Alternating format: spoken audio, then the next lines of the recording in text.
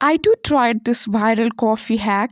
I had seen these videos in Instagram and YouTube shorts everywhere, so I thought of creating this.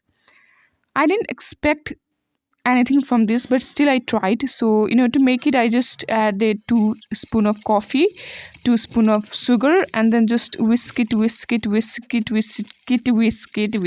a tea strainer until you get the foamy like structure. Okay, keep on whisking it. A lot of hard work. After 2 to 3 minutes you'll get foamy like structure, and you'll start getting the smell of chocolate and like the chocolate and coffee mixture. Okay, and which is very good smell. Okay, and you keep on whisking it.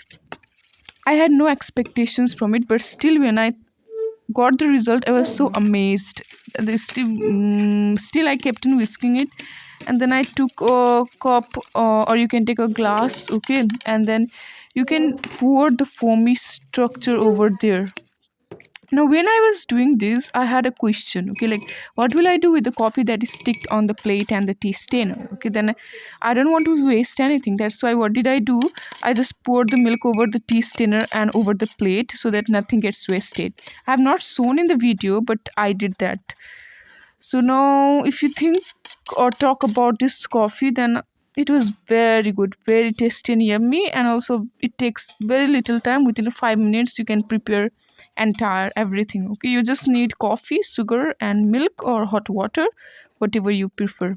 I'll just give it 9 out of 10. It was so yummy.